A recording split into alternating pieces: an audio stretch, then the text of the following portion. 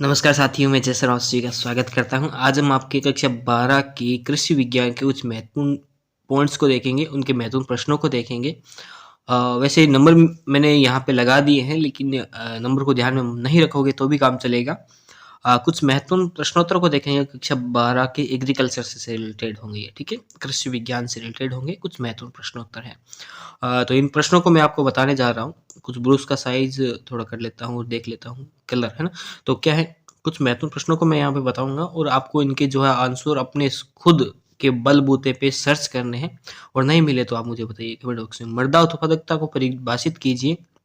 Define soil productivity जो है, इसको डिफाइन करना पड़ेगा। इंग्लिश मीडियम वाले विद्यार्थी हैं तो उनके लिए इंग्लिश में लिखा हुआ है, तो वो इंग्लिश में भी यहाँ से ध्यान कर सकते हैं, ठीक है? ये ज़्यादातर बच्चों की शिकायत रहती है। कोई दो जैव उर्वरक के नाम लिखिए।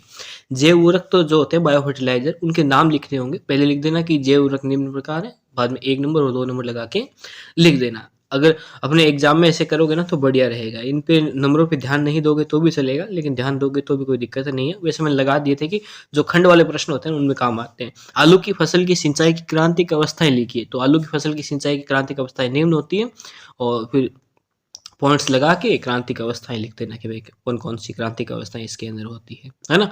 ये भाई खंड वाले प्रश्न होते हैं, इसलिए मैंने ये ना आधा आधा नंबर और लगा रखे हैं। जैसे चौथा प्रश्न है, परजीवी खरपतवार में कोई दो उदाहरण लिखिए।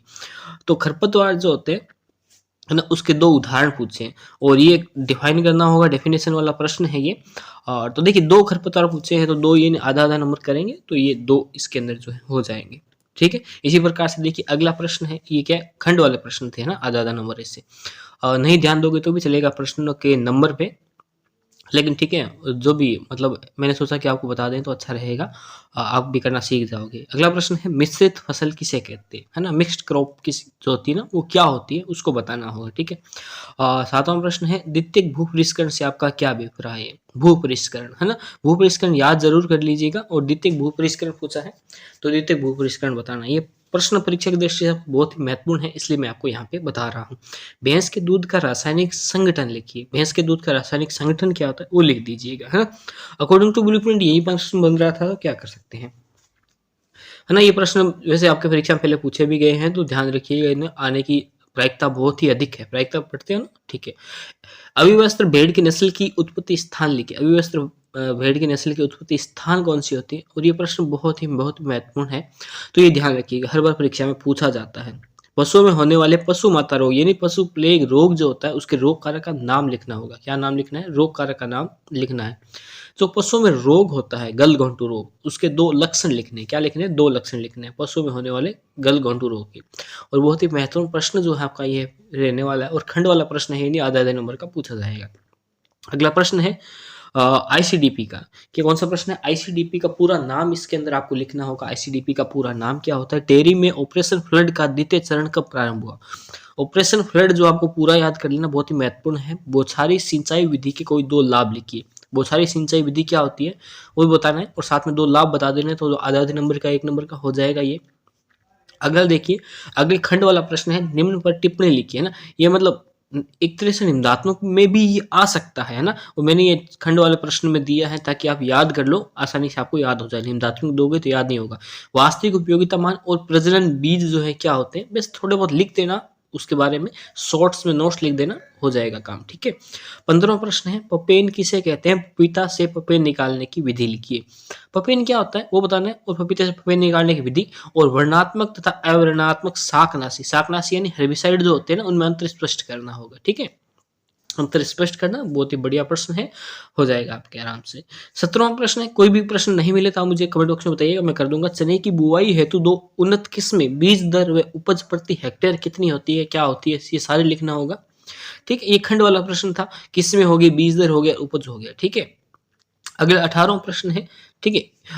फलोद्यान में पौधे लगाने की आयताकार व समोच्च रेखा विधियों का वर्णन किया। आयताकार व समोच्च। और फलोद्यान में फल वृक्षों से पाले से बचाने कोई 4 उपाय लिखे। 4 उपाय लिखने हैं तो 4 उपाय लिख दोगे, ठीक है? ये खंड वाला प्रश्न था। क्या था? खंड वाला प्रश्न है ये, इसलिए ठीक है। हाँ, ठीक है। अगला प्रश्न है 20वां प्रश्न है। 20वां प्रश्न इसमें देखिए, अचार को सुरक्षित रखने की कोई 2 विधियों का वर्णन कीजिए। यानी अचार को जो सुरक्षित रखते हैं उसके लिए अलग-अलग मेथड्स यूज़ किए जाते हैं। वो 2 विधियाँ, पशु प्रजनन प्रबंधन हेतु ध्यान देने योग्य किन्हीं 4 बिंदुओं का। पशु प्रजनन प्रबंधन, ये ज़रूर से ज़रूर याद कर लीजिएगा क्योंकि महत्वपूर्ण प्रश्न जो आपकी परीक्षा के अंदर रहने वाला है। अगला प्रश्न है 22वां प्रश्न है कि भेड़ की मेरिनो व मारवाड़ी नस्ल की उपयोगिता लिखिए। जो भेड़ की मेरिनो और मारवाड़ी नस्ल है उसकी, और पशुओं में खुरपक्का, मुंहपका रोग होते हैं उसके लक्षण ज़रूर से याद कर लेना। बहुत ही महत्वपूर्ण ये प्रश्न है जो रहने वाला है आपकी परीक्षा की दृष्टि से, और ज़रूर से ज़रूर याद कीजिएगा, ठीक है। अगला प्रश्न है 24वां प्रश्न है कि कृत्रिम गर्भाधान और संतति परीक्षण के बारे में आप क्या समझते हैं, उसके बारे में सोर्स नोट्स लिखने हैं। प्रश्न तो ये था लेकिन मैंने खंड में बना के आपको दे दिया है ताकि खंड में आसानी से याद हो जाता है, और आप खंड में लिखोगे ना तो भी बहुत ही बढ़िया रहने वाला है।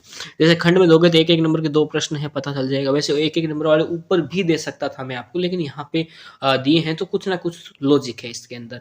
25वां प्रश्न देखिए, टिकाऊ खेती को परिभाषित कीजिए, इसकी 4 सिद्धांत लिखिए। तो 4 सिद्धांत खंड वाले हो गए, और टिकाऊ खेती जो है 1 नंबर का हो जाएगा, है ना। ऐसे खंडवार आपको समझना होगा, खंड समझोगे तभी बढ़िया रहेगा।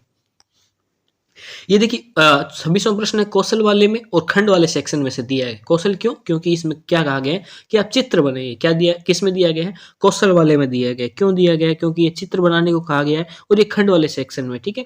तो ये इसमें अंदर करना होगा, ठीक है। माउंटेन स्टूल, दावेदी, वेज ग्राफ्टिंग और चित्र बनाना है, चित्र बनाना है तभी तो ये कौशल वाले में आएगा।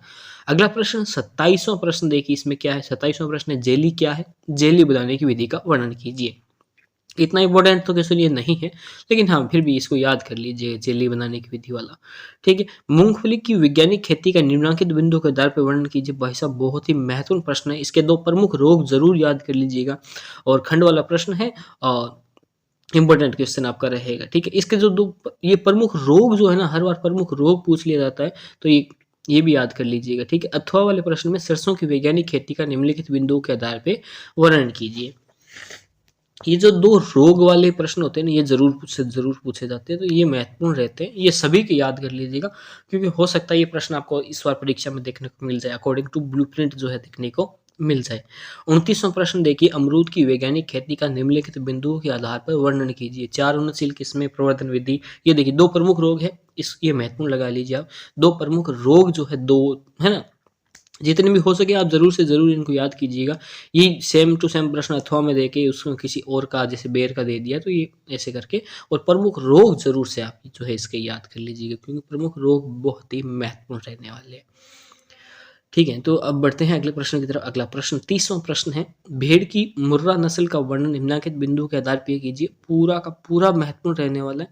ये भैंस की जो मुर्रा नस्ल है ये बहुत ही महत्वपूर्ण है, और ये भैंस का प्रश्न एक आधा पूछा ही जाता है। कोई मुर्रा नस्ल हो, भदावरी नस्ल हो, इनमें पूछा जाता है, लेकिन इस साल मुर्रा के चांस ज़्यादा बन रहे हैं, इसलिए मैंने आपको मुर्रा का बताया। ठीक है, तो ये था आपका प्रश्न पत्र, और कैसा लगा ये प्रश्न उत्तर आप मुझे कमेंट बॉक्स में ज़रूर बताइएगा। इन प्रश्नों को आप बहुत ही अच्छी तरीके से ज़रूर याद कीजिएगा।